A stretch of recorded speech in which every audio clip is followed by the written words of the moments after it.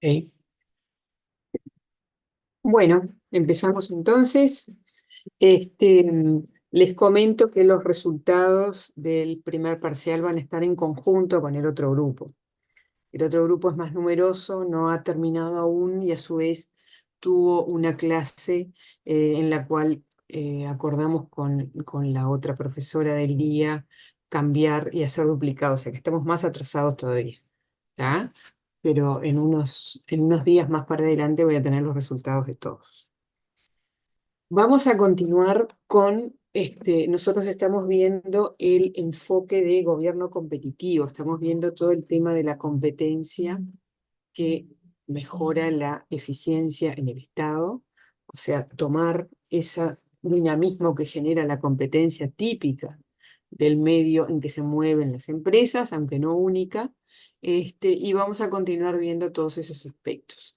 Nosotros vamos a ver en el día de hoy el ustedes tienen colgado en la plataforma las fallas de mercado. Ese es un enfoque económico, pero que tiene que ver con aquellas cosas del gobierno, perdón, de la competencia perfecta, ¿no? De un sistema de competencia perfecta económico, que tiene fallas, ¿no? O sea, esa libre competencia que hablaron Adam Smith originalmente, que la mano invisible del mercado autorregulaba todo, que el mercado en sí se autorregula. Bueno, en la práctica se ha visto que no es tan así y por lo tanto demanda la intervención del Estado. Son todas esas cosas y otras más que justifican, por lo menos las del punto de vista económico, que hacen necesaria la presencia del Estado en la economía, que no deje librado a la mano invisible del mercado que se autorregule, porque en la realidad eso no sucede. ¿Tá? Vamos a ir viendo este tema. Entonces, ¿cuáles son esas fallas que presenta un mercado en libre competencia o en competencia perfecta que justifican o que hacen necesaria que el Estado intervenga para contribuir a regular y darle equilibrio y estabilidad a esos mercados? Primero vamos a hablar, acá las tenemos ordenadas, catalogadas, este, 8 de las fallas. Siempre pueden aparecer cosas nuevas porque el ser humano siempre está creando, inventando cosas, Profe, innovando. ¿Sí? que no estás compartiendo pantalla. Ah, perdón, me adelanté.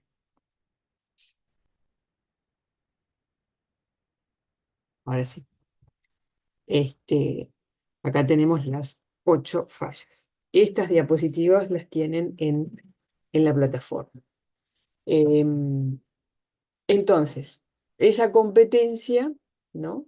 Que Adam Smith hablaba del libre mercado, de la autorregulación, ha ido cambiando. El ser humano ha ido creando cosas, ha ido innovando, ¿no? Muchas veces estas teorías son fruto de una coyuntura, en realidad no son eh, teorías inmutables y absolutas, como pueden ser las matemáticas, que 2 más 2 es 4, ha sido hoy y ha sido siempre 2 más 2 igual a 4.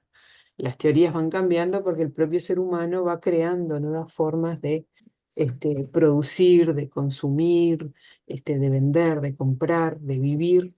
Entonces todo eso va influyendo. Las ciencias sociales van cambiando, van mudando de pie. Entonces tenemos acá las 8 fallas que Pareto, digamos, catalogó como, bueno, eh, demostraciones que el mercado no se puede autorregular. ¿Ah? El primero, la competencia. Lo primero de todos, la competencia es perfecta. Les voy a preguntar a ustedes. ¿Las empresas siempre están operando en un mercado de libre competencia? Vamos a empezar por el principio. ¿Qué es un mercado en libre competencia o en competencia perfecta?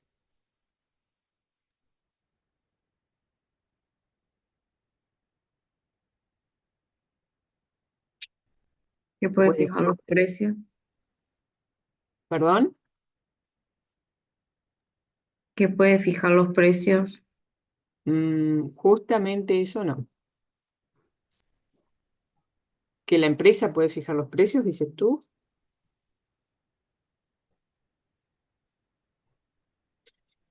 Yo entiendo que debe ser, por lo que busqué acá, que no hay control sobre los compradores y vendedores, puede ser, sobre precios y bienes. Sí. El mercado, después vamos a ahondar en este tema en un documento que también está colgado en la plataforma que se llama Estructuras de Mercado. Pero un mercado en libre competencia implica que, fíjense todas las condiciones para que exista ese mercado. Que hayan muchos oferentes del producto o del servicio, o sea, muchos vendedores, muchos, eso por un lado. Por el otro lado, muchos demandantes de ese bien o compradores, ¿no? Muchas personas que quieran comprar ese bien. Entonces, en la puja, como si fuera un remate, ¿no? En la puja de ofrecer de la venta y de la compra, de la oferta y la demanda, surge en esas transacciones que se hacen, esas negociaciones, el precio del bien o del servicio. ¿Ya?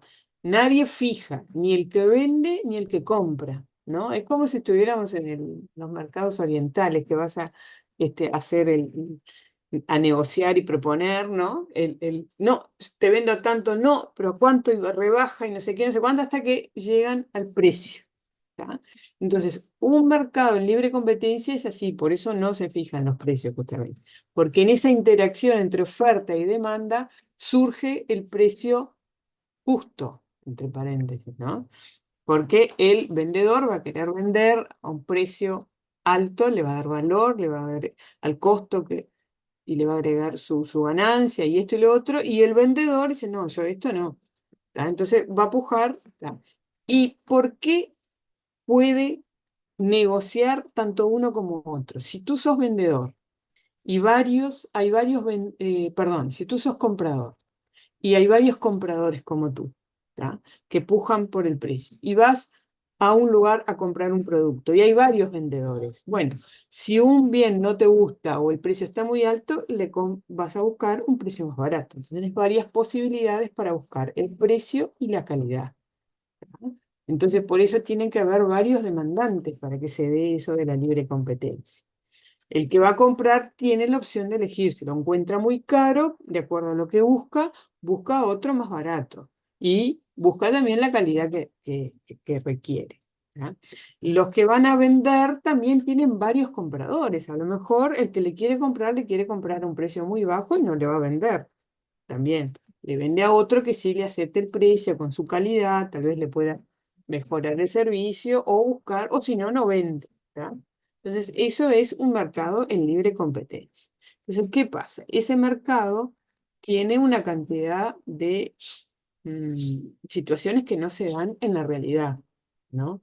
¿Por qué? Porque no siempre hay, por ejemplo, si yo quiero ir a comprar un producto, puede haber una sola empresa que lo venda, porque se trata de algo muy específico, ¿no? Por ejemplo, en el Ministerio de Transporte, lo he visto en varios casos, ¿no? De servicios que solo una empresa, de hecho, la empresa elaboró todo un proyecto para brindarle el servicio de pesaje en las balanzas para los camiones y los ómnibus del ministerio, porque no había y era necesario. El ministerio quería medir, controlar que no se excedieran del peso los camiones y los ómnibus por eje, y lógicamente hubo que elaborar todo ese sistema. ¿Tá? No había ninguna empresa que vendiera eso porque nadie en nuestro país utilizaba ese tipo de cosas. ¿No? Era algo muy específico del ministerio. Entonces, una empresa en conjunto con el ministerio elaboraron todo un proyecto a medida del ministerio y bueno, es solo esa empresa la que le presta el servicio. ¿Tá? Entonces, si el ministerio no estuviera de acuerdo, ¿no? Con el precio, no va a elegir a otra porque no hay. O si la calidad no era suficiente, no va a buscar a otra empresa porque no hay. ¿tá? Entonces, esas condiciones que se dan en un régimen de competencia perfecta o de libre competencia, en nuestro país y en otros países también, no siempre se da. A nivel mundial no siempre se da. Para eso tiene que haber, bueno, muchos demandantes, muchos oferentes. ¿Tá? Por ejemplo, si vamos a ver, a comprarnos una ropa o un par de zapatos o un par de botas, tenemos varias zapaterías, varios locales, compramos aquí, miramos allá, ¿no? Buscamos en el exterior, hoy en día podemos hacer una compra web y traerla del exterior. ¿Tá? Ahí sí podríamos tener varias opciones. ¿Tá? Incluso a veces hay dificultades para encontrar lo que uno quiere, ¿no? Me acuerdo del tema de la ley de talles, etcétera, etcétera. Entonces, esa competencia, ¿no? Que se autorregula, no siempre existe. De hecho, personalmente creo que rara vez existe, ¿tá? Porque todos los agentes actúan y negocian y hacen cosas entre sí, incluso las empresas que venden productos acuerdan cosas entre sí, porque si siguen compitiendo, siguen bajando los precios y siguen perdiendo sus ganancias, ¿no? Porque si compiten entre sí, van cada vez bajando el precio, bajando el precio, bajando el precio y tienen poca ganancia. Entonces a veces acuerdan entre sí, o si no, las calidades.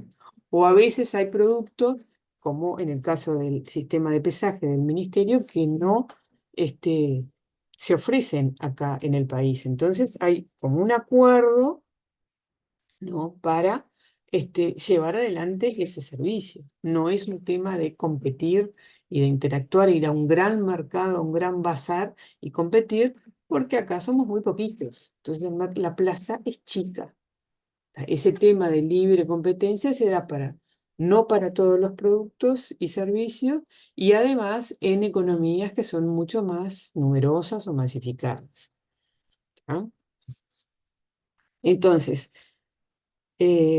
pensar que la libre competencia va a solucionar todo, y va a autorregular y dejar todo en equilibrio, no es muy realista.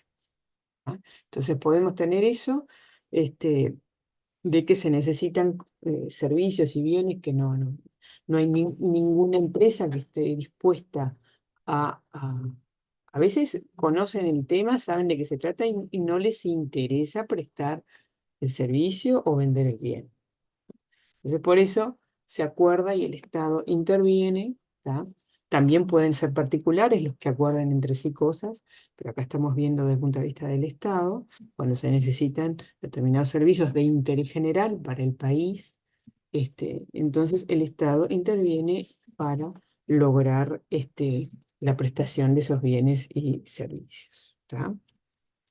El mercado no va a autorregularse, no va a ofrecer per se ese servicio que se está necesitando. Entonces, la libre competencia, la competencia perfecta, es muy raro que se dé. Entonces, hay muchas intervenciones y el Estado a lo largo del tiempo ha ido creciendo. Ha ido evolucionando y tomando cada vez más atribuciones. Creo que hemos hablado en este curso con ustedes cómo el Estado, en particular nuestro país, ha ido aumentando las áreas donde interviene el Estado. ¿No? Si nosotros miramos la Constitución de 1830, que es la primera constitución que tuvimos y que se juró, 18 de julio, esa constitución, bueno, tenía la estructura del Estado, que es donde está, si queremos ver cómo está conformado un Estado, tenemos que ir a la Constitución. Habían 4 o 5 ministerios nada más, y hoy en día tenemos 14, si mal no recuerdo. Entonces, no existía solo el Ministerio de Relaciones Exteriores, de Seguridad, eh, y bueno, ¿qué más? Alguno más. Poco, 3, 4, ¿no? Era el Estado, juez y gendarme, el Poder Judicial, por otro lado, ¿tá? Eran pocas atribuciones las que tenía el Estado, y todo lo demás lo hacían las personas por su cuenta. estaba mucho menos regulado de lo que está ahora. Lógicamente era otra época, recién había sucedido la independencia, nos habíamos constituido como Estado por primera vez, entonces eran otros los temas importantes. Pero hoy en día tenemos un Ministerio de Ganadería, Agricultura y Pesca, que antes no había, Ministerio de Salud, de Educación, de Transporte, de Ambiente, todas esas áreas no habían sido intervenidas ni reguladas por el Estado. Entonces, eso pasa en nuestro país y en todas partes del mundo. El Estado ha ido interviniendo cada vez más en las diferentes áreas de lo socioeconómico del país. ¿Tá? Y más en un mundo globalizado como el nuestro, donde los países negocian, acuerdan cosas, donde se hacen bloques comerciales multilaterales de varios países. Y bueno, la, el mundo anda de otra manera que hace 200 años.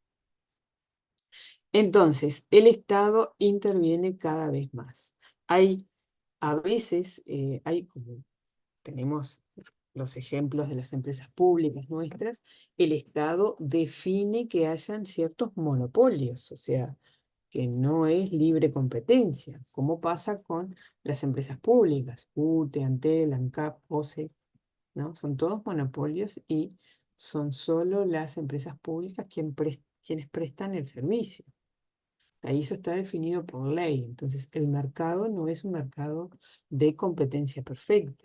No es que hayan distintas empresas que prestan tal servicio, ni que bueno, se pueda elegir, bueno, si no me gusta, como pasa en Estados Unidos, todos los años las personas eligen, bueno, ¿quién me va a prestar el servicio de energía eléctrica? ¿Qué empresa? Entonces miran todas las empresas que hay disponibles con sus tarifas y con los servicios que prestan y contratan a una o a otra todos los años. Hacen como una revisión todos los años y dicen, bueno, este año me voy a fijar y firmo un contrato por un año con la empresa que elijo. ¿Ya? Nosotros acá nos conectamos a UTE y cuando queremos nos damos de baja. Antes no era tan así, era más rígido, no era tan inmediato, pero hoy en día sí. Entonces es distinto el funcionamiento. Entonces, el mercado en competencia perfecta es una rara avis, por lo menos en Occidente. También se da que, como pasa con nuestras empresas, que las empresas públicas, que la demanda, la necesidad de inversión para establecer el servicio, también con el sistema de pesaje, demanda mucho dinero y mucha expertise, mucho conocimiento del tema. Entonces, no es algo que fácilmente sea compartible con otra empresa y que venga una y también invierta, ¿no? Como puede pasar con un local de ropas. No, ¿por qué? Porque es una inversión importante, tienen que armar una estructura grande, digamos que a quienes le presta el servicio está bastante regulado y acotado, entonces no es sencillo de generar una competencia dentro de ese mercado, sino que en nuestro país se definió que lo más adecuado es que sean un monopolio, ¿tá? Por todas las características que tiene. Entonces, la competencia perfecta, es muy rara. Entonces, en todo lo que no es competencia perfecta y que se autorregula por sí misma, el Estado interviene. Nosotros podemos ver con el sistema cambiario, ¿no? En nuestro país, eh, en el 2000, en los 90, en los 2000 teníamos un sistema, pero si nos vamos más para atrás durante la dictadura, hubo, los últimos años de la dictadura, un sistema de cambio fijo. El gobierno fijaba el precio del dólar, pero lo fijaba artificialmente. Entonces, en determinado momento explotó porque ese valor no era, estaba alejado de la realidad y saltó el valor del dólar, dejó a una cantidad de gente, en quiebra y bueno, fue toda una crisis. ¿tá? ¿Por qué? Porque se fijaba, había una tablita, la famosa tablita. Ustedes son muy jóvenes, pero a lo mejor en sus casas lo han escuchado. Entonces, en la tablita estaba fijado el precio artificialmente. Bueno, el dólar es como si nosotros dijéramos, o el Banco Central hoy en día dijera, bueno, el dólar vale 50 pesos. 50 y 51, 50 la compra, ¿tá? Entonces, todos nos manejamos con, como pasó en Argentina, en realidad. El dólar oficial y el dólar vale esto, fijado artificialmente. Después hubieron bandas de flotación. Entonces el gobierno decía, bueno, el dólar va a estar entre tal valor y tal otro. Oscila, va oscilando. También era un poco artificioso el valor hasta que al final se liberó y se sacaron las bandas de flotación y se dejó que el dólar tomara la cotización de la oferta y la demanda. Si acá se demanda, la gente pide dólares para comprar, para pagar casas, autos, invertir, etcétera, etcétera, o trabajar en el exterior, bueno, y se ofrece tanto, bueno, en la interacción entre la oferta y la demanda va a surgir el valor del dólar, ¿no? Ahí es cuando está libre. El gobierno, en años anteriores, en gobiernos anteriores, lo que se hacía era, bueno, cuando el dólar se o disparaba mucho o bajaba mucho, intervenía. El Banco Central intervenía comprando o vendiendo. Entonces lo tenía, no tan artificialmente como una banda de flotación, pero lo iba controlando. O ahora en estos momentos nosotros tenemos el sistema cambiario está libre, el dólar fluctúa en función de la oferta y la demanda que tiene realmente. Entonces, esto es un tema, el tema de justamente de la libre, de tener un mercado en libre competencia, sujeto a libre oferta y demanda. Si te demandan mucho, se valora, si demandan poco, baja. Es como la tarifa de Uber, la tarifa dinámica de Uber. Cuando hay días de lluvia, la tarifa se paga. Y cuando la gente no demanda mucho, baja el precio del taxi. En cambio, el taxi tiene tabulado los precios en función de la distancia, ¿no? Bueno, entonces, por eso el Estado interviene, porque hay situaciones, ¿no?, de la libre competencia que además no son deseables para la estabilidad económica, ¿ya? Por eso el tema del dólar. Entonces, tiene una cantidad de cuestionamientos el tema de la mano invisible del mercado que autorregula y equilibra el mercado, ¿no? ¿Quedó claro por qué es una falla el tema de la competencia, los monopolios? ¿Por qué tiene que intervenir el Estado?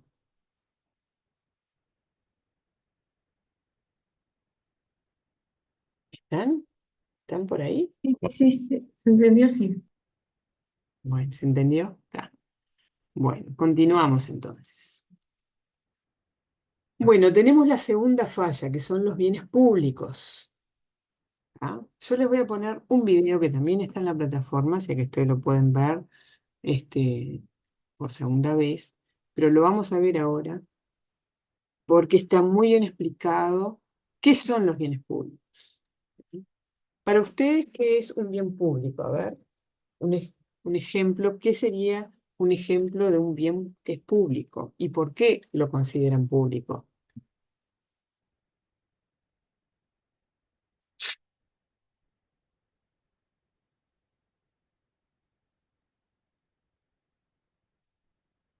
A ver, un ejemplo de un bien público. Y el alumbrado público puede ser uno. El alumbrado público, sí. ¿Y por qué crees tú que lo consideras algo público? Y porque no se puede excluir a nadie de esa cosa, ¿no? O sea, no se puede dejar a alguien sin luz en la calle. Exactamente, porque todo el mundo tiene acceso a ese alumbrado, a esa luz. Ujú, ahí está, esa es una de las características. Sí, muy bien. Otro ejemplo de un bien público.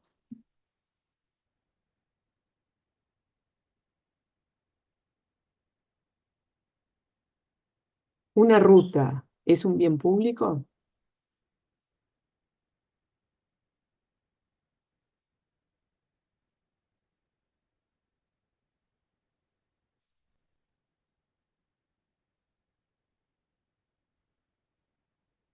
Ahí tendríamos que mirar qué ruta, ¿no? ¿Una calle es un bien público? Sí, los hospitales. ¿Un hospital público? Ujú. Eh, es medio relativo, ¿no? Lo del hospital público. Este, porque primero tenés que, claro, lógicamente tenés una emergencia, te van a atender, pero tenés que hacer algún trámite previo. Recuerdo el caso de la hija de una amiga que vivía en el exterior y que se enfermó grave acá y ella no tenía la cobertura diferente, ¿no? Tenía como un seguro, pero un seguro que le cubría hasta cierto punto. Lo atendieron en el hospital público, pero le cobraron, ¿tá? Pero vamos a mirar el video y vemos bien las características para definir cómo se dan las cosas que no son tan matemáticas, como hablábamos, de lo que son los bienes públicos.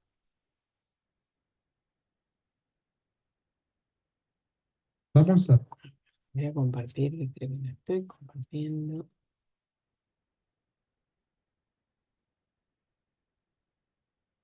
hablar de los bienes públicos. ¿Se ve? ¿Se escucha? Vamos a presentar primero varias ilustraciones para exponer el concepto de los bienes privados y de los bienes públicos y las diferencias que hay. Observemos este automóvil. Solamente una persona puede conducir el automóvil a la vez, es decir, usted y yo no podríamos conducir ese mismo automóvil simultáneamente. Entonces podemos decir que existe rivalidad en el consumo.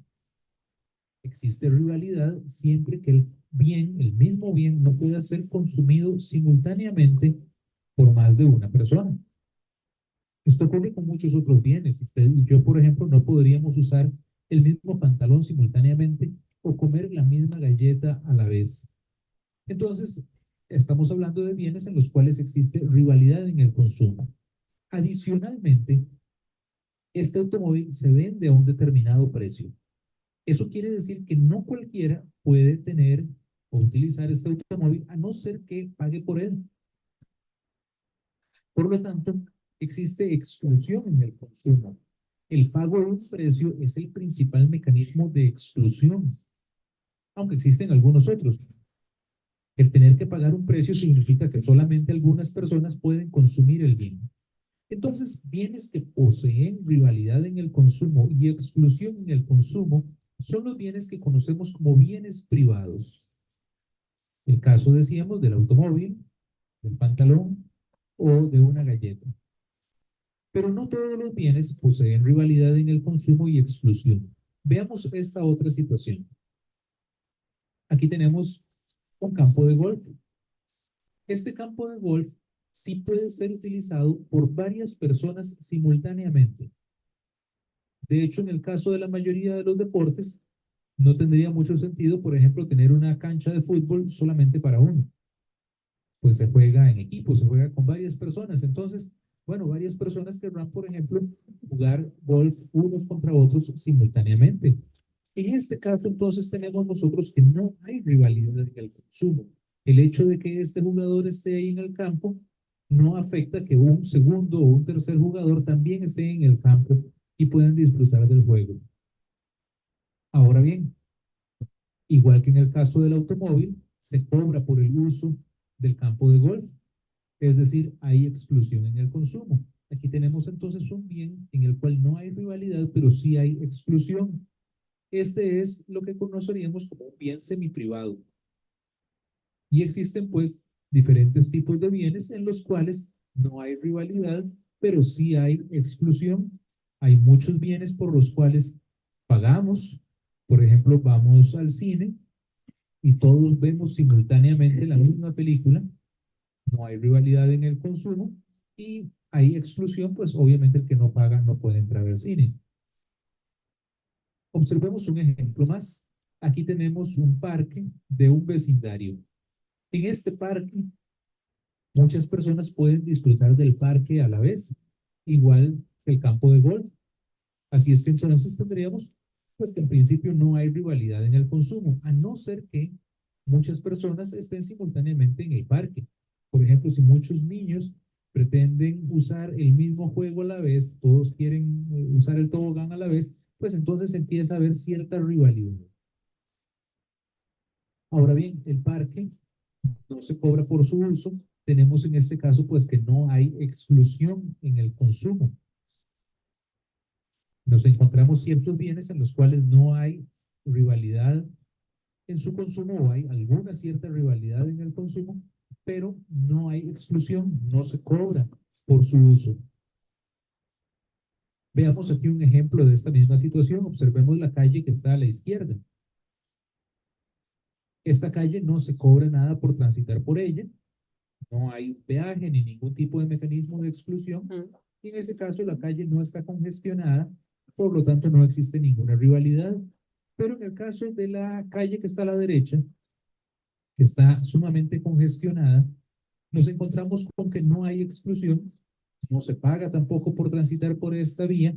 Sin embargo, al estar sumamente congestionada, nos encontramos con que sí hay rivalidad y muchas veces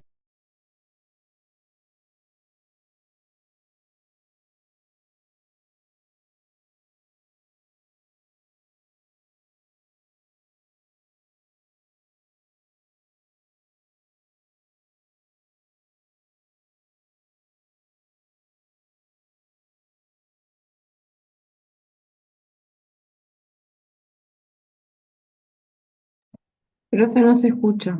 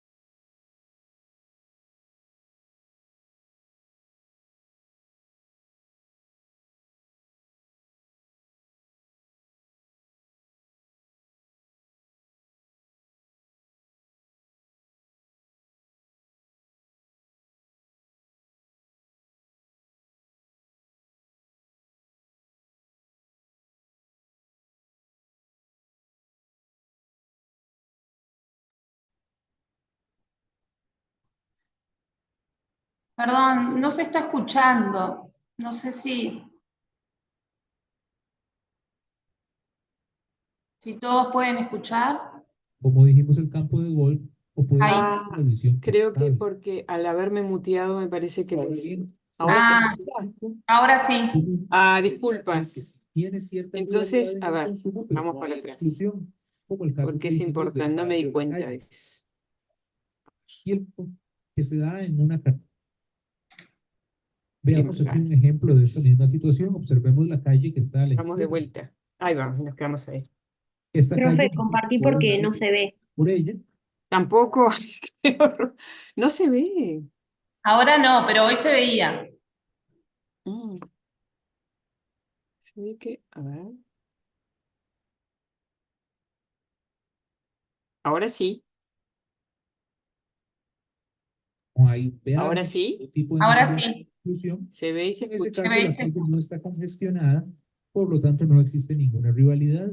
Pero en el caso de la calle que está a la derecha, Ahí que nos está debemos quedar. sumamente congestionada, nos encontramos con que no hay exclusión, no se paga tampoco por transitar por esta vía. Sin embargo, al estar sumamente congestionada, nos encontramos con que sí hay rivalidad y muchas veces vemos hasta un conductor enojado con otro o enojado en general porque hay mucho congestionamiento y no puede avanzar. Muestra pues de la rivalidad que se empieza a dar en el consumo del bien. Ahora observemos esta otra. Aquí tenemos el alumbrado público que se da en una carretera o que se da en en algún vecindario, muchas personas pueden disfrutar del alumbrado público a la vez. Así es que entonces tenemos que no hay rivalidad en el consumo. Y realmente el que una persona esté ahí, digamos, no le resta luz a otro. Por lo tanto, no existe ningún tipo de rivalidad en el consumo. Y tampoco se cobra a las personas que van transitando por ahí por su uso. Por lo tanto, no hay exclusión en el consumo. Así es que nos encontramos con que el alumbrado público sería un bien público puro. Tenemos, por ejemplo, el caso del aire. El aire tampoco hay rivalidad en su consumo, tampoco hay exclusión, así es que sería un bien público puro. O, por ejemplo, la defensa nacional. No hay rivalidad en su consumo y tampoco hay exclusión. Así es que nos encontramos ahí con otro bien público puro. Podemos entonces distinguir los bienes públicos en términos entonces de la rivalidad en su consumo y de su exclusión en el consumo. Si existe rivalidad y exclusión, estaríamos hablando de bienes privados, como dijimos, un automóvil, un alimento, entre otros. Si no existe rivalidad, pero sí existe exclusión, hablamos entonces de un bien semiprivado, como dijimos el campo de golf, o puede ser la televisión por cable.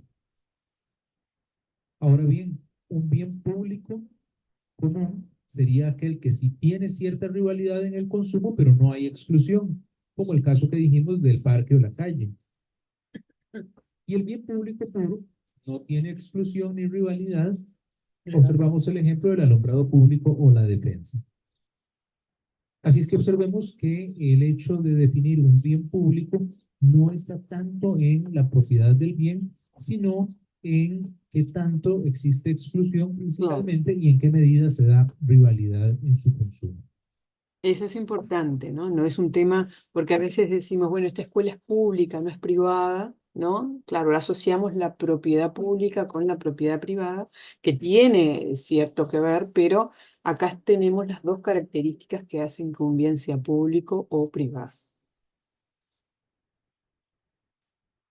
Ahora, existe una cierta demanda por bienes públicos. La demanda va a depender Esto del no, beneficio. esto no, porque esto ya es muy económico y no es de nuestra materia. ¿Tá? Pero son esas dos características los que definen a un bien público. Entonces, ¿qué pasa con estos bienes públicos? A ver, que estoy compartiendo algo que no es lo que quiero compartir. Vamos. Voy acá. Ahora sí.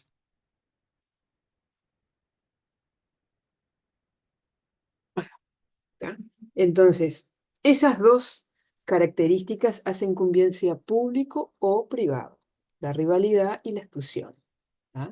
Cuando no hay rivalidad y no hay exclusión, es decir, todo el mundo puede acceder, no se excluye a nadie porque no puede pagar sobre todo, sino que es abierto a todo, no importa si tiene dinero o no tiene dinero, todo el mundo accede.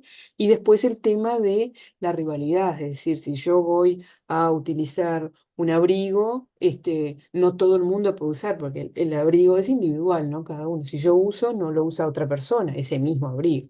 Bueno, eso también es algo típico de un bien que es privado, ¿no? El pantalón se lo pone la persona que tiene puesto el pantalón, pero no lo puede compartir. En cambio, un bien público sí.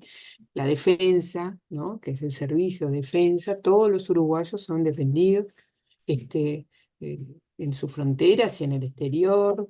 El alumbrado, ¿no? La luz está prendida para todos los que pasen, sin exclusión, si no tiene que pagar en el momento.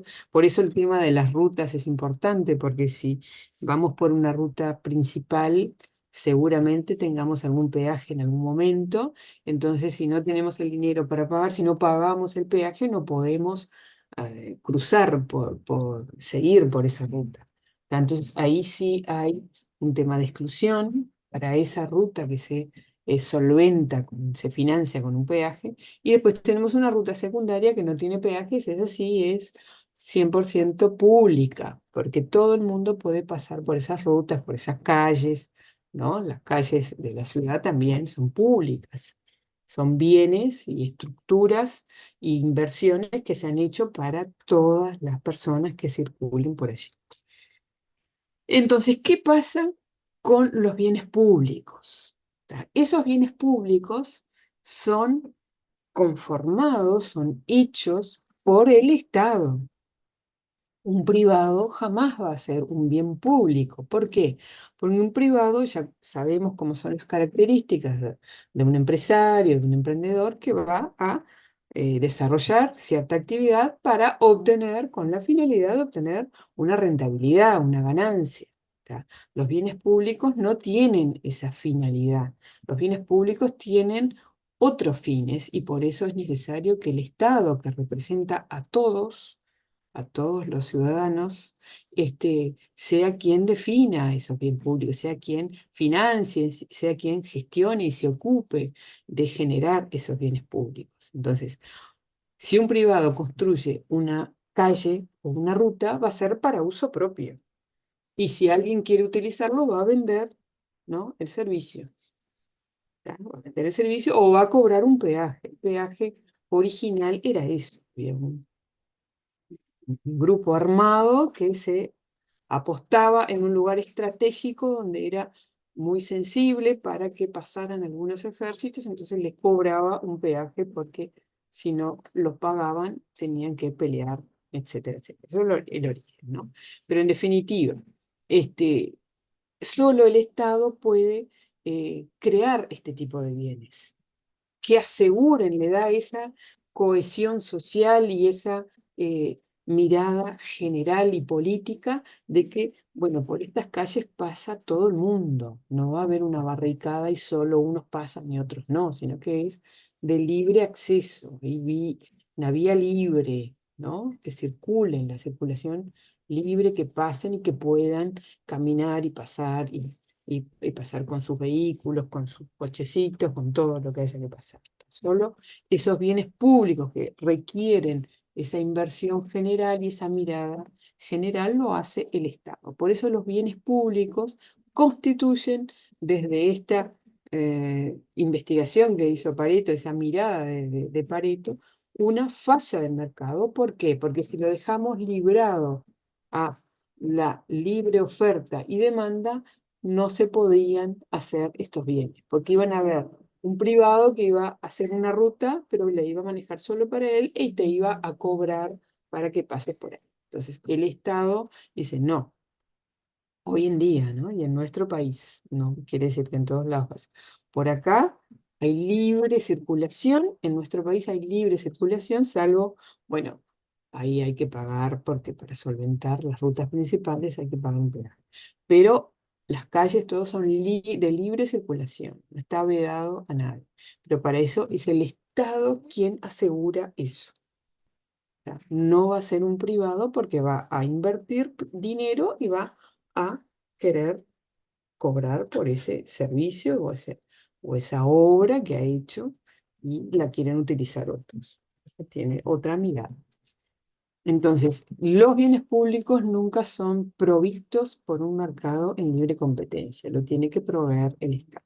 Entonces ahí tenemos una segunda falla de ese mercado, una segunda cuestión que no es el libre mercado el que provee estos bienes, sino que es el Estado.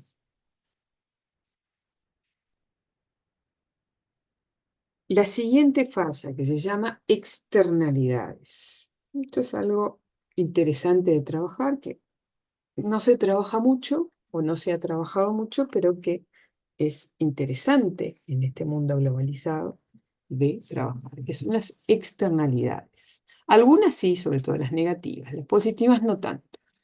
Entonces, ¿en qué consisten estas externalidades? ¿No? Pasa que viviendo en sociedad, viviendo en comunidad, a veces tenemos algo que nos favorece, ¿tá? Por el simple hecho de estar ahí, ¿tá? Pero que nosotros no ni gestionamos, ni hicimos nada, ni trabajamos, ni invertimos, ni dedicamos tiempo para que eso suceda, ¿tá? Entonces, podemos llegar a tener un beneficio en ese sentido, como de arriba, ¿no? Gratuito, un beneficio por integrar esa comunidad. No sé si a ustedes se les ocurre algo. Acá tenemos algún ejemplo en donde un apicultor, o sea, que tiene abejas y produce miel, tiene a un vecino que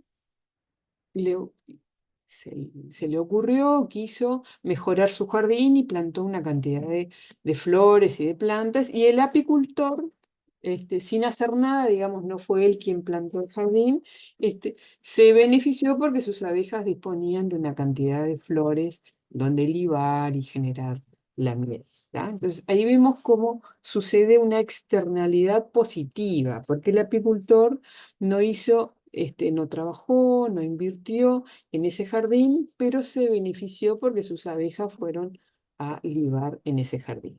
¿Tá? Entonces, por eso es una externalidad, es algo ajeno a lo que él hace y a lo que él invierte. Es algo que, bueno, algo como un regalo, digamos, ¿tá? Entonces, esa es una externalidad positiva porque le favorece, porque le potencia, ¿no? Pueden ocurrir externalidades negativas, que eso sí están mucho más reguladas por parte del Estado, ¿no? Cuando, por ejemplo, se utilizan agrotóxicos y se contaminan los ríos, cuando se vuelcan desechos al agua, al mar, y eso genera desastres naturales en algunos casos, o si no, contaminación, o si no, mueren una cantidad de peces, o aparecen las algas tóxicas.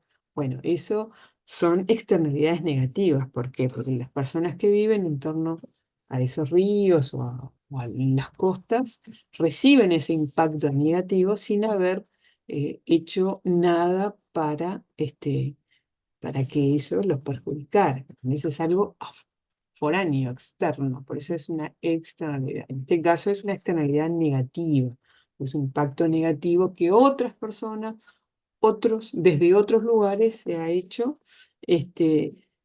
y les ha impactado y les ha perjudicado en sus actividades, en su patrimonio, en su vida. Esas externalidades negativas, bueno, sí, son mucho más, tienen mucho más participación por parte del Estado para evitar o para regularlas, ¿no? Entonces, en función de eso hay una cantidad de normas que tienen que ver con multas, con sanciones, con impedimentos, por esas, por seguros en algunos casos también, para impedir o para mitigar los efectos negativos que puedan causarle a otras personas o a otras instituciones cierta, en este caso, una contaminación ambiental. ¿Ah? Entonces los estados intervienen, regulan, estudian los temas y buscan soluciones para que la contaminación baje, ¿no? Baje su impacto negativo. Entonces ahí es cuando el Estado interviene. Lo vemos más interviniendo con las externalidades negativas que con las externalidades positivas, evitando o mitigando los efectos negativos de las externalidades. Bien, ¿qué más respecto a las externalidades? Bueno, algo que los estados no intervienen mucho es con las externalidades positivas, porque bueno, es algo positivo, es algo que no daña, sí, pero también tal vez se podría fomentar la ocurrencia de externalidades positivas, ¿no? Entonces, cuando una persona, una institución, una empresa realiza acciones o cambia su manera eh, de llevar adelante su emprendimiento de una manera que, aparte de lograr o buscar su rentabilidad, también impacta positivamente en la sociedad, eso sería algo muy beneficioso para la sociedad, para el interés general, ¿no? Entonces, el Estado en ocasiones lo que hace es, bueno, darle prioridad o favorecer a las empresas que tienen impacto positivo en la sociedad, ¿no? Que realizan prácticas que no solo mm, aportan a su reputación, a su prestigio, a la calidad de sus servicios, sino que también contribuyen con la sociedad, una especie de responsabilidad social empresarial que lo definen las propias empresas. Entonces los estados no es muy poco lo que intervienen, pero tal vez sería una línea para trabajar en el sentido de favorecer a las empresas que tienen prácticas sustentables y prácticas positivas con el resto de la sociedad, ¿no? Pero esas externalidades, sobre todo las negativas, son, bueno, han sido tenidas en cuenta por los estados para buscar mitigar esos efectos negativos, ¿no? ¿Quedó claro lo que son las externalidades negativas y positivas?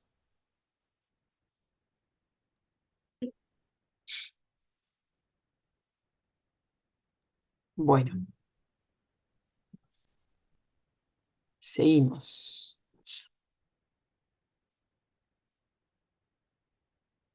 ¿Están ahí?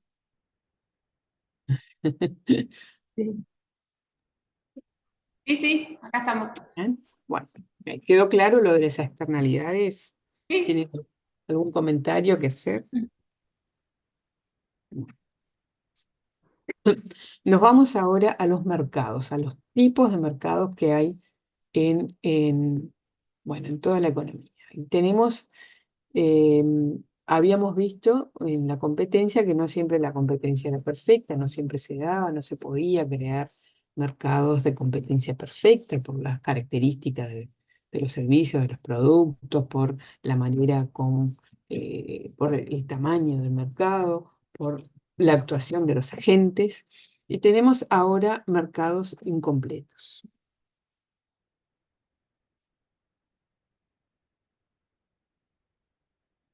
Los mercados incompletos también constituyen una falla del mercado. ¿Y qué son estos mercados incompletos? Bueno, esto que ya hemos hablado un poco, y es que cuando a veces se necesita un bien o un servicio, pero no hay nadie interesado en brindarlo.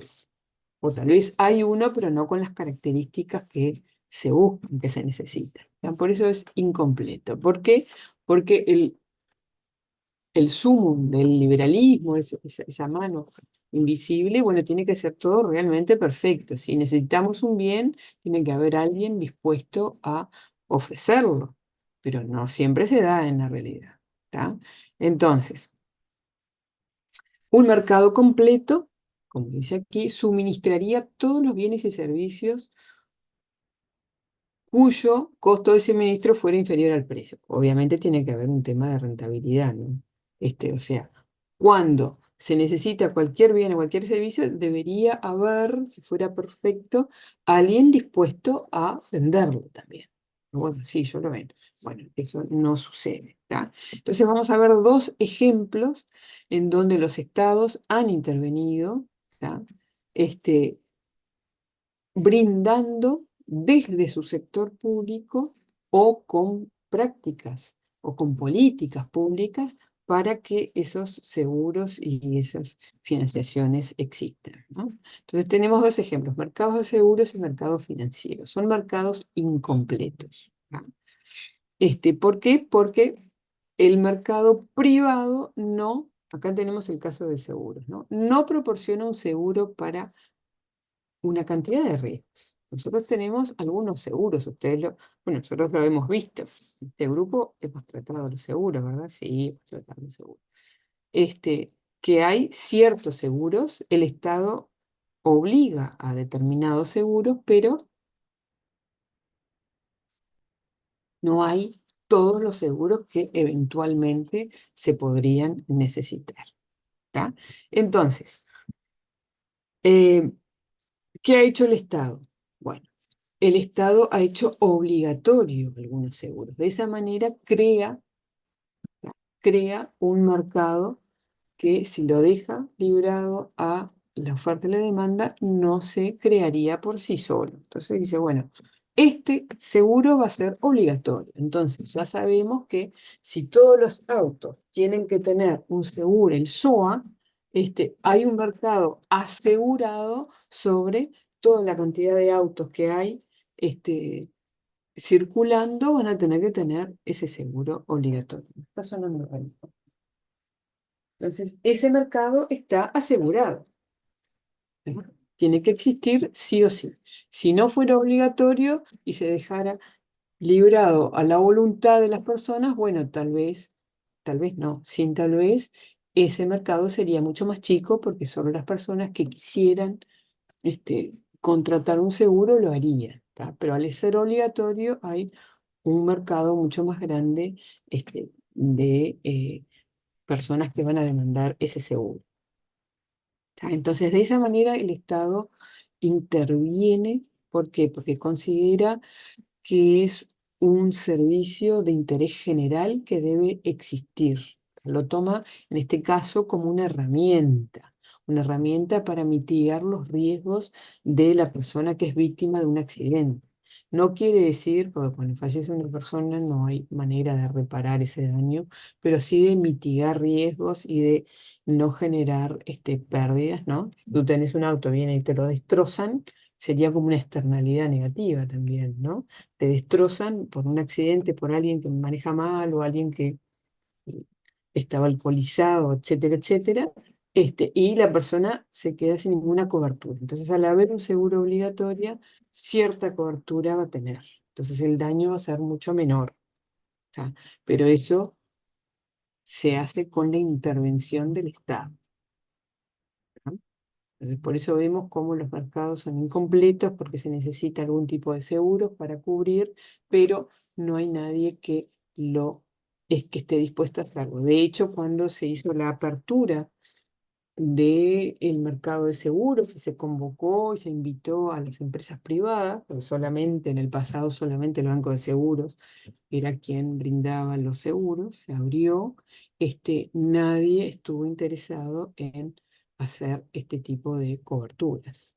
O sea, la de auto sí, la del SOA sí, pero, perdón, la de enfermedades prevalentes y la parte laboral, o sea, no hubo, digamos, de acuerdo o no hubo interés, y también hubieron otros factores que incidieron a la hora de definir si iban a prestar el servicio de seguro laboral o no. Y bueno, se quedó el Banco de Seguros, es el único que ofrece la cobertura de seguridad en el trabajo, ¿verdad? No del SOA.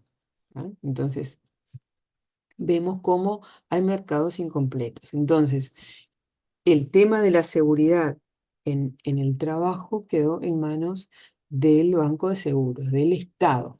Solo el Estado lo presta, y lo presta porque lo define como una política pública, no mirado desde el punto de vista empresarial, ¿verdad? Que sí pasa con eh, el seguro automovilístico. Y a veces se da que se necesitan ciertos seguros. Ahora que tenemos el tema del cambio climático, eso también va a empezar a tener más peso, ¿tá? Seguros contra inundaciones. En una época no habían seguros agrícolas, después se fueron desarrollando, pero solo con la intervención del Estado y el fomento por parte del Estado y la conciliación y buscando y planificando y coordinando también con el exterior, se ha logrado establecer esas herramientas, no dejado al libre albedrío o a la libre digamos, interacción entre oferta y demanda. ¿Ah? Por eso vemos cómo los mercados tienen fallas, no regulan todo lo que se necesita, no son eficientes en términos de asegurar todos los servicios y bienes que se necesitan, ¿no? Entonces es el Estado el que ha ido interviniendo este, para promover que hayan esos bienes y esos servicios, porque son de interés, porque es una herramienta importante para mejorar la calidad de vida, para solucionar ciertas problemáticas dentro del país, dentro de la nación. Eso en cuanto a los seguros. ¿Tá? Otra cosa ahora que lo veo acá. El Fondo de Garantía de Depósitos. Nosotros también hemos tenido una historia bastante amplia en cuanto a problemas con... em, Profe, ¿Sí? perdón que te interrumpa, pero se me está por apagar la compu y voy a entrar por el celu por las dudas. Bueno, sí, ya te di... Bueno, ¿vas a volver a entrar por otro lado? Ahí está, porque ya recién te di la entrada. Tenemos acá el Fondo de Garantías de Depósitos. ¿Qué pasó? Nuestro país también ha tenido varias crisis financieras en el pasado y entonces finalmente el Banco Central, que es un banco bastante nuevo, se creó en 1967, o sea que tiene 56, 57 años. El banco, y es el que regula todo el sistema financiero, después de la crisis del 2002, decidió establecer encajes a los bancos privados. ¿Qué significa esto? Que hay una parte de el dinero que capta, ¿no? Con los plazos fijos, las cajas de ahorro, las cuentas corrientes, todo, lo que tiene cada banco comercial, privado, hay una parte que tiene que dejar congelada como garantía. Entonces, si pasa algo con el banco,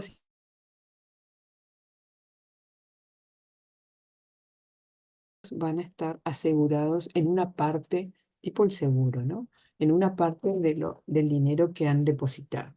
¿Tá? Entonces, ese encaje es un fondo de garantía de depósito, por lo menos también mitiga el riesgo de que guardes dinero en un banco y que el banco quiebre o se vaya y te quedes sin el dinero que invertiste allí. ¿Tá? Entonces, todo eso lo hace el Estado porque el Estado mira el interés general, la estabilidad, ¿no? Tiene una mirada diferente al de una empresa privada. Después, el mercado de capitales, con el tema de la parte financiera también. Los bancos comerciales, bueno, van a prestar líneas de crédito que le dé ganancia. ¿Tá? Muchas veces optan por quedarse con las empresas grandes que tienen un volumen importante de dinero y les da la ganancia y es una empresa sólida. ¿Tá? Y no atienden al micromercado, digamos, o a la persona o al microemprendedor. Entonces, el Estado, también a lo largo de la historia de nuestro país, en estos últimos tiempos, el Estado ha ido trabajando para fomentar el trabajo, para fomentar los microemprendimientos, para fomentar a los estudiantes que después van a ser profesionales y van a desarrollar una profesión.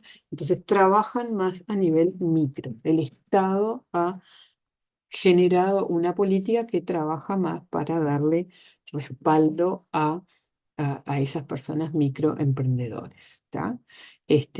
Los privados buscan su interés, lo que le da rentabilidad y lo que le da menos trabajo. ¿Tá?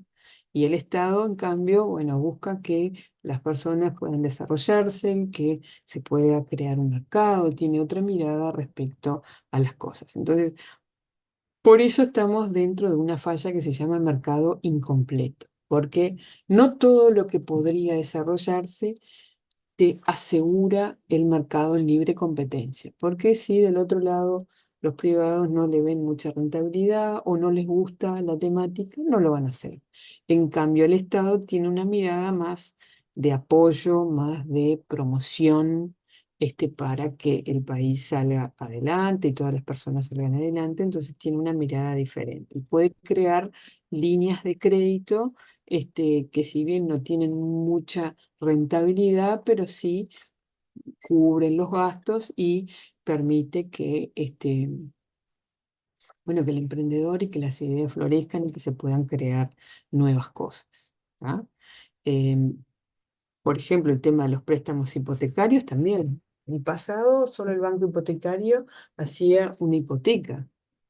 O sea, una persona de ingresos medios podía comprarse una casa, pero a través de una hipoteca.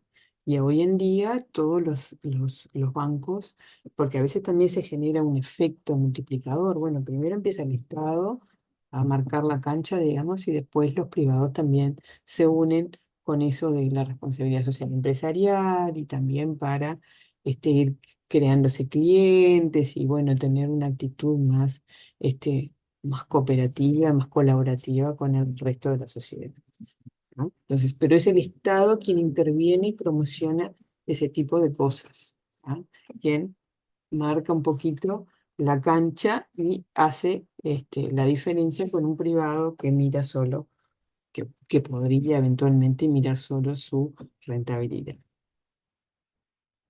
Después, otro de los aspectos dentro de este mercado incompleto, digamos, está el hecho de que a veces, ¿no? Acá tenemos un ejemplo del café con el azúcar, pero esto está un poquito ya perimido o obsoleto, ¿tá? Por ejemplo, ¿no? Si hubiera un artesano que hiciera bombillas, ¿no? Bombillas para el mate, y solo se dedica a las bombillas. Bueno, y hay otro yo qué sé, en el norte del país que lo que hace es el mate. Entonces, una cosa por sí solo no se puede vender solo porque se necesita todo el combo, digamos, ¿no? Todo el equipo, el equipo para tomar mate, matera, todo eso. Entonces, a veces los mercados son así, son complementarios, ¿no? Y hay un productor de una cosa y el otro que está más lejos. Entonces, el Estado tiene información y tiene estructura como para unir esas partes. Puede ser como un planificador. A veces un pequeño artesano, bueno, hoy en día las cosas también se han ido descentralizando y hay muchos medios de comunicación también propuestos y fomentados por el Estado para que todo el mundo acceda a Internet, que haya estructura para las comunicaciones, etcétera, ¿no? Entonces, fomentando eso de que se puedan realizar emprendimientos y las personas puedan desarrollar sus actividades y salir adelante, ¿tá? Entonces, el Estado también puede tener ese rol coordinador, ¿no? De planificar, de saber, a veces cuando el presidente se va a China con una delegación de empresarios o de gente, de personas de los ministerios involucrados, a buscar negocios, ¿no? A buscar negocios, a viabilizar contactos, comunicaciones y colocar algunos productos en el exterior o ir estableciendo contactos y para poder desarrollar ciertas cosas en conjunto también, ¿no? Entonces, ese rol de coordinador mm, muchas veces es el Estado, ¿no? Pensando en potenciar cosas, en promocionar cosas, que es diferente al del empresario, que el empresario se centra en colocar sus productos, en vender sus cosas, en proyectar su empresa, no la de todos. Pero bueno, son todos estos tipos de mercados donde que no se proporcionan libremente, sino que es el Estado interviniendo, promocionando y buscando soluciones y para que se logren determinadas cosas, ¿no? Bueno, así que vamos por la quinta falla.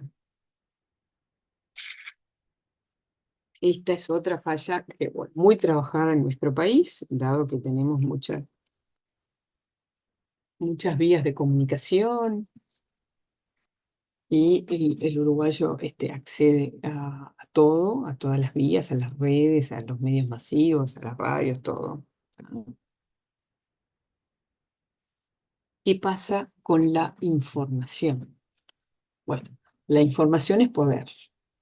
Entonces, si hay algún dato o varios datos que no accede todo el mundo, ¿tá? El que posee esa información tiene una ventaja comparativa respecto a los demás, ¿tá? Entonces, la información es muy importante, importantísima, es algo intangible, ¿tá? No es, no es un bien inmueble, no es un equipo industrial, no es una planta industrial, pero es muy importante. Entonces, ¿qué hace el Estado? ¿Cómo interviene en esta falla de la información? Si no tenemos información, podemos tomar muy malas decisiones o información adecuada.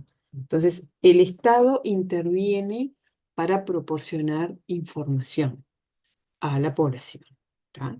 Y tenemos varios ejemplos. Bueno, el tema meteorológico hemos tenido mucha discusión pública respecto a si Inumet actúa, ¿no? No sé si han escuchado los problemas con Inumet, que es el instituto público que brinda la información meteorológica. Tenemos, como estamos conectados, hay una cantidad de aplicaciones del exterior donde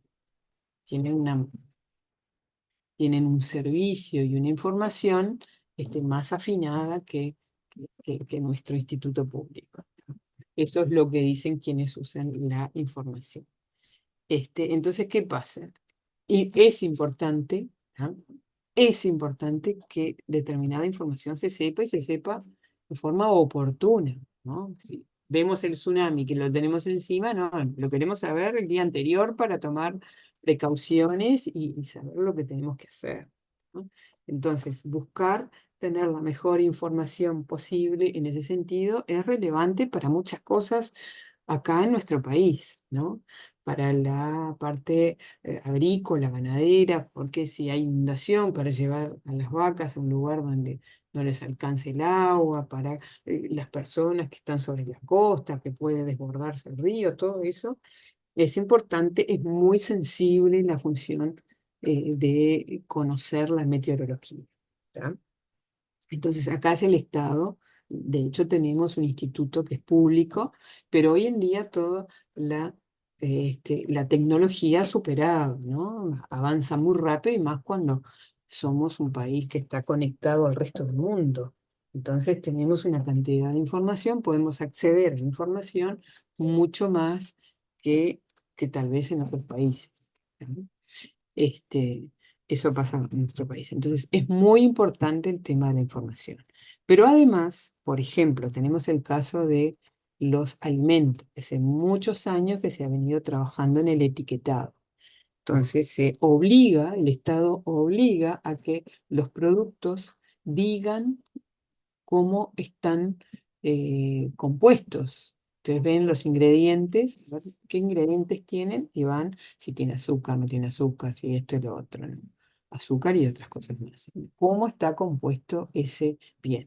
El tema del vencimiento también es el Estado quien obliga a que los productos digan en qué momento se estima que van a vencer y que no van a estar en condiciones de ser consumidos o por lo menos de ser vendidos, ¿no? Las empresas no pueden vender productos vencidos. A veces no se dan cuenta o puede ocurrir, pero el consumidor también se puede fijar en si está vencido o no está vencido. ¿Ya? Hemos avanzado con el etiquetado porque hoy en día ya se conoce la celiaquía, entonces se dice que este producto está eh, aprobado por la Asociación de Celíacos o por la Asociación de Diabéticos, que son asociaciones privadas del tercer sector, pero que hacen cierto chequeo y dicen que si esto lo pueden consumir o no lo pueden consumir. Pero también los ingredientes, también los vencimientos y esos famosos octógonos negros, cuando hay exceso de azúcares, eso ya va, es una información más elaborada, ¿no? Es decir, bueno, esto tiene un exceso de azúcares. Ya estamos hablando de la salud pública, ¿no? Un exceso de grasas, un exceso de esto. Ahí ya estamos evolucionando y sabiendo cada vez más sobre la calidad del producto que estamos consumiendo. Y eso los privados no van a informar, al contrario, para ellos es un denostar su producto, digamos, porque tiene exceso de azúcar, porque el cigarro enferma a todo el mundo, ponerle las fotos de las personas con cáncer, los privados no harían, si no estuvieran obligados por parte del Estado, no darían esa información. ¿No? Entonces, el tema de la información es muy importante y el Estado ha trabajado muchísimo. En nuestro país también tenemos Ley de Acceso a la Información Pública. No sé si la conocen. Es un tema que en este curso lo hemos trabajado mucho. Temas públicos, ¿no? Se pueden solicitar información y el Estado está obligado a darlo, salvo que sea reservado por temas que a veces están en investigaciones. Hasta que no finaliza la investigación, no se informa porque lo que se puede informar no es algo que esté probado, ni catalogado, ni nada. Es una cosa que está ahí que hay que ver, que chequear si es así o no es tan así. Pero la información es fundamental, ¿no? Pero tiene que intervenir el Estado para que haya acceso a toda la información, ¿no? Necesaria. Y esas son cosas que se definen políticamente, se ve qué es lo fundamental para acceder y para saber qué es importante para las personas y bueno, que los privados pueden no interesarles brindar y bueno, el Estado los obliga a hacer. A veces, igual aunque parezca, digo, bueno, el Estado nos obliga, pero después hace que la empresa continúe sus actividades de una manera más beneficiosa para la sociedad. No quiere decir que la empresa se vaya a insolventar, sino que sus prácticas son mejores que las que tenía antes. Requiere de un esfuerzo más, de un cambio, eso sí, pero continúa su evolución en forma más positiva. Porque el hecho de mejorar a la sociedad o al entorno donde vivimos también nos mejora a nosotros mismos. Bueno, la falla número 6 es la gran falla de mercado en libre competencia, que es porque en realidad esa competencia perfecta hace que los mercados suban y bajan, no sea algo muy estable. Hay ciclos positivos, ciclos negativos, ciclos positivos, ciclos negativos. Y eso no es bueno para la sociedad. Por eso vimos que el Estado, acá en nuestro país, tenemos algunos servicios que el Estado garantiza su estabilidad, ¿tá? Y los privados no lo hacen, ¿no? Entonces, cuando tenemos una sequía, por ejemplo, tal vez, ¿no? Si una empresa fuera privada y no tiene agua, bueno, no brinda el servicio. En cambio, el Estado busca la manera para garantizar y que se siga brindando, aunque sea más salado, aunque sea esto, aunque sea lo otro, se bajan los impuestos para que la gente pueda comprar, pero se ocupa de garantizar el acceso al servicio, cosa que un privado no lo hace porque no es su, su, su- su objetivo, digamos. Tienen otro tipo de cosas. Ya vimos los tres sectores, como los tres tienen sus características y pueden influir y pueden aportar cosas diferentes en la evolución de la sociedad. Entonces, la gran falla de mercado son esas cosas, ¿no? Que a veces vienen periodos de recesión, en donde la gente no tiene trabajo, no puede venderle nada a nadie porque nadie tiene dinero, la gente al no tener dinero no compra, no demanda, entonces todo eso es una recesión o depresión, ¿tá? Entonces, ese es un gran problema para los gobiernos, porque cuando baja el crecimiento del PBI, cuando hay desempleo, bueno, eso es un problema a tratar de resolver. Lo mejor es que haya empleo, que haya actividad, que vaya todo para adelante, que haya oferta, haya demanda, que se mueva la economía, ¿tá? Entonces, por sí solo no se garantiza. Al contrario, va para arriba, va para abajo, va para arriba, va para abajo. Entonces, el gobierno puede incidir y trabajar en la estabilidad económica del país, ¿ya? Pero es el Estado, no las empresas quienes lo hacen. Después tenemos la distribución de la renta. Bueno,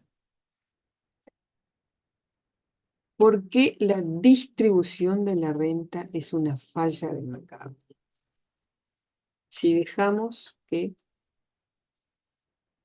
cada uno tiene lo que tiene en función de sus posibilidades, y el que no tiene, no tiene, y el que tiene, tiene, ¿tá? Eso es otra cosa que los estados siempre están trabajando, ahí en particular en nuestro país.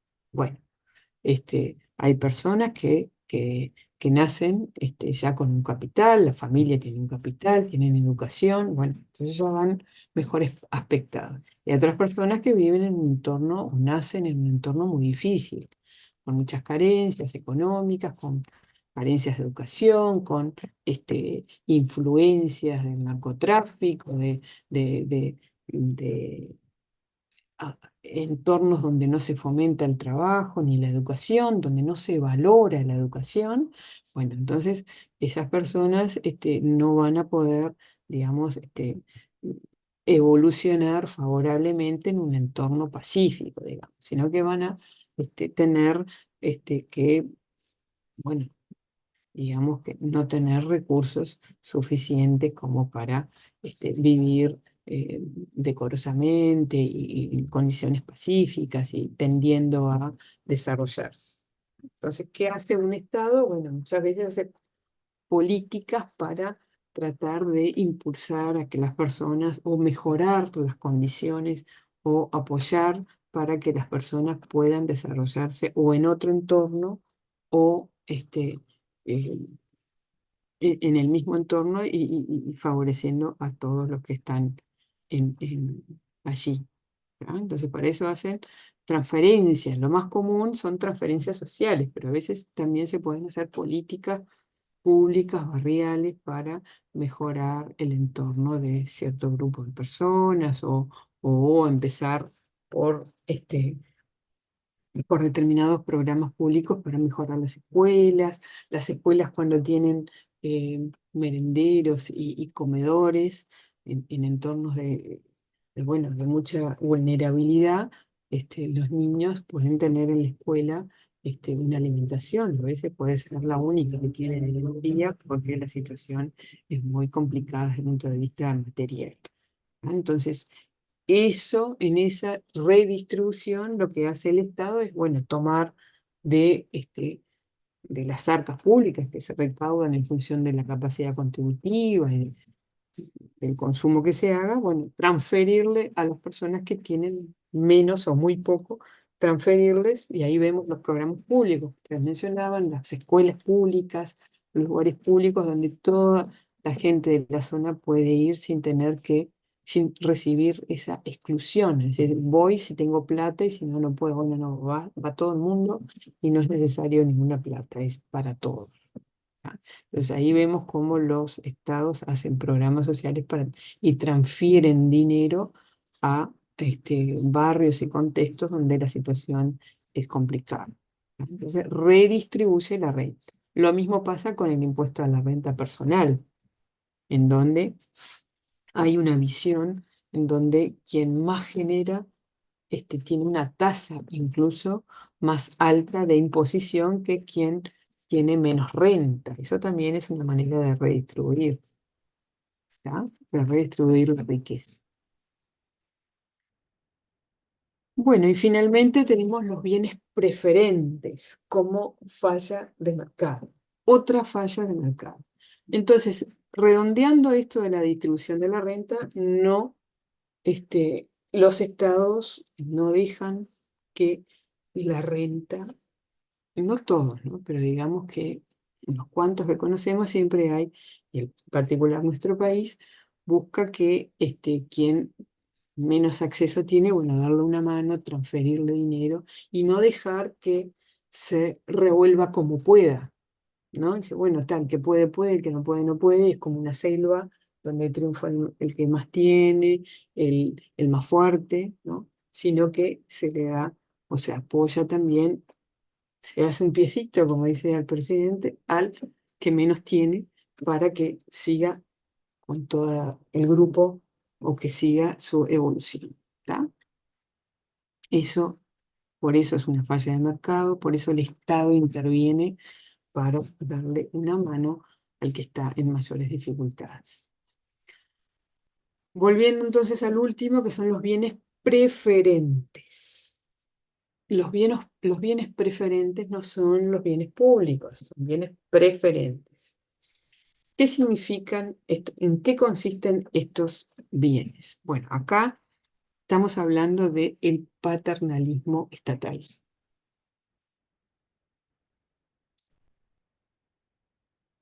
Es decir, son bienes que el Estado, digamos que el Estado interviene y define que deben ser consumidos por toda la población. ¿Tá? El Estado no deja librado al libre albedrío, valga la redundancia, y deja que las personas tomen sus propias decisiones, sino dice que a la escuela tiene que ir todo el mundo. ¿Tá? Obligatorio ir a la escuela. El servicio mínimo de educación, bueno, lo establece el Estado. Entonces, el Estado actúa como un padre o madre de familia, donde dice que lo que hay que hacer es ir a la escuela, ir al liceo, ¿tá? Tener un mínimo de educación. Un mínimo de educación.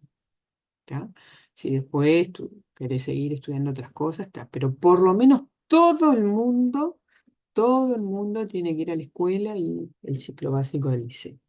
¿Tá?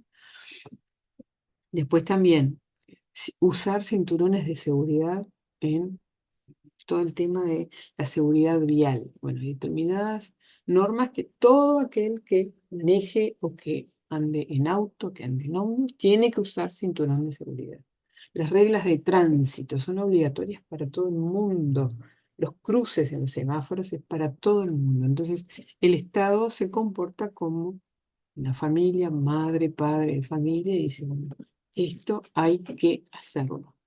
Te guste o no, estés de acuerdo o no, es secundario. Acá todo el mundo tiene que hacerlo. ¿Por qué? Porque son sistemas colectivos.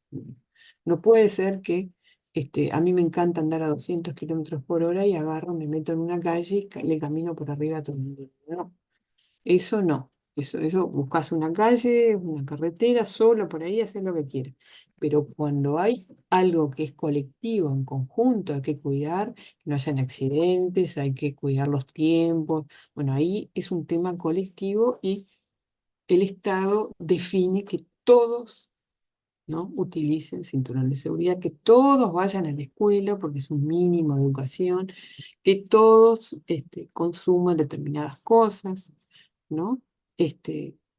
Bueno, obliga a que haya un mínimo y que todo el mundo sin distinción tenga que consumir ese bien o servicio, digámoslo así, desde el punto de vista del mercado, ¿no? Entonces, es el Estado quien te obliga a determinadas cosas, quien decide por ti, no te deja librado a tu voluntad ni a tu decisión, sino que esto hay que hacerlo, sí o sí. ¿Tá? Entonces, son bienes preferentes porque el Estado decide que todos los que son ciudadanos o los que habitan en el país tienen que cumplir determinadas normas. ¿No? Hay algunos economistas, filósofos, hay otras visiones que establecen que, bueno, y ahí vemos el tema del liberalismo, ¿no? Que cuanto menos se meta el Estado, mejor. Pero la realidad es que para determinadas cosas hay un impacto positivo, que sea obligatorio, que todo el mundo haga determinadas cosas. Y no dejado a libre albedrío, porque los intereses son diversos, la formación de todas las personas es diversa, a veces se conoce y se entiende la situación y otras veces no. Entonces el Estado pauta y dice, bueno, esto es obligatorio, ¿no?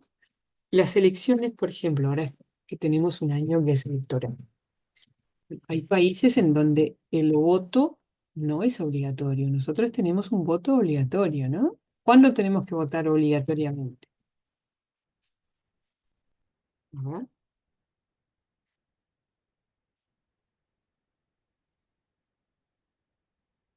Hola. ¿Cuándo de fecha o cuándo de elección? Este año, a ver. Ahora en octubre, no sé bien la Ajá, fecha. sí, Y si hay balotaje en noviembre. bien, esas son El último obligatorias. domingo de octubre, ¿no es? Exacto, exacto. Y el último de noviembre. ¿Y ahora en junio? No son Ahora creo que obligatorias, es son las interna, ¿no? internas. Las internas, Sí. sí. Exactamente, son elecciones internas dentro de los partidos y no son obligatorias. Y el año que viene son otras elecciones, Las municipales en mayo. las departamentales y municipales, intendencia y municipio. alcaldías. Ahí están. Bien. Entonces, ahí el Estado, nuestro Estado, se ha discutido si no era mejor. Algunos decían que por qué era obligatorio. Bueno, hay países en donde el voto no es obligatorio. Argentina no es obligatorio. Estados Unidos no es obligatorio. Vota la mitad de la gente. Entonces la participación es mucho más baja y eso, a mi juicio, no es positivo, porque aunque moleste, aunque hayan cosas que no gusten, digo, se definen muchas cosas y tenemos que participar porque nosotros vivimos en el país. Hay que tomarse un tiempo y si no estás de acuerdo, podés votar anulado, podés votar. Siempre hay una posibilidad, pero el no participar en las elecciones implica no involucrarse, ni opinar, ni decir nada. Entonces, eso para mí no es bueno. Es mejor que hay que tomarse el tiempo porque se definen cosas muy importantes en las elecciones. Y hay países muy grandes en donde no es obligatorio. Entonces, son muy pocas las personas que deciden una cantidad de cosas que atañen a todo el país. E incluso las personas que vienen de otros países y que viven, que trabajan allí. O sea, es mejor que sea obligatorio. Pero ahí vemos cómo el Estado, ¿tá? El Estado, que no es el poder ejecutivo, el Estado es todo, ¿no? El poder legislativo, ejecutivo. Este, el Estado somos todos. O sea, la nación somos todos. Y después elegimos representantes en cada uno de los lugares. Pero toma decisiones para todo el país. ¿Tá? Entonces, es muy importante participar en esa decisión. Hay personas que dicen que el Estado, ¿no? La visión más liberal es que intervenga lo menos posible. Después hay grupos de interés que influyen, y en nuestro país en particular, pero hay determinadas cosas en donde el Estado decide, ¿no? Volviendo a lo que es la falla de mercado, a un bien preferente, decide por todo el mundo y dice, bueno, acá todo el mundo tiene que tener por lo menos primaria y el ciclo básico de secundaria. ¿Tá? Em, bueno, acá tenemos el tema de los fumadores. Un estado paternalista no permitiría fumar, estaría prohibido fumar. En algunos países musulmanes hay cosas que están prohibidas que nosotros acá en Occidente no las tenemos prohibidas, pero no son muy fomentadas, digamos, ¿no? Porque una cosa es la prohibición, la cosa es obligar a que las personas, y otra cosa es decir, bueno, fomento, el cigarrillo tiene muchos impuestos, muy caro, y hay cosas que son productos más saludables, que tienen menos impuestos, etcétera, etcétera, ¿no? Eso es un tema de estimular o desestimular, pero los bienes preferentes es obligatoriedad. Estos bienes se deben consumir. La educación se tiene que tener. ¿Ah? Entonces, son esas necesidades, esas cosas que se plantean en una sociedad que el mercado no soluciona, sino que es el Estado el que interviene y dictamina que estos bienes sean obligatorios de consumir. ¿De acuerdo? Bueno, vamos a continuar con estos temas de la competencia. La clase que viene vamos a seguir con estructuras de mercado. Hoy no voy a empezar porque es todo un tema, mejor dejar esto redondeado y lo vemos el próximo lunes y seguimos con temas de competencia, de gobierno competitivo. ¿De acuerdo? Ah, voy a pasar la lista que todavía no he pasado.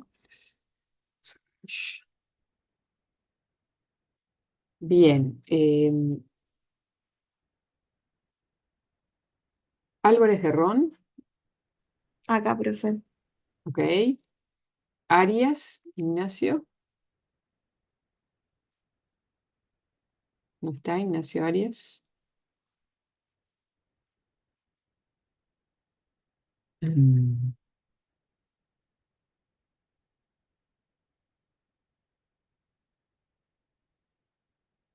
Guardiola, Acá, Bentancor, Lucas, acá, profe. Unietti, Acá, profe. Duarte, Samuel,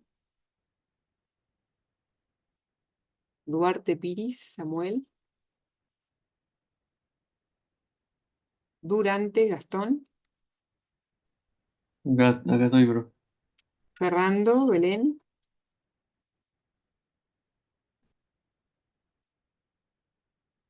Gutiérrez está. Cecilia. Y acá estoy. Islas, Germán. Islas, Uchkaryov, Germán, no vino hoy. Olivera, Sebastián. Acá, profe. Ollero, también vino. Presente. Quinteros, Pablo Agustín. Quinteros Rodríguez. Rebollo, Edgardo Nicolás. Verónica Sena está. Vicente, Analía. ¿No vino Analía hoy? Yo sí, Angelina. Bueno, muy bien, perfecto. Nos vemos el próximo lunes, entonces. Chao, hasta el lunes. Nos Chau, vemos. chau. Nos vemos. Que anden bien.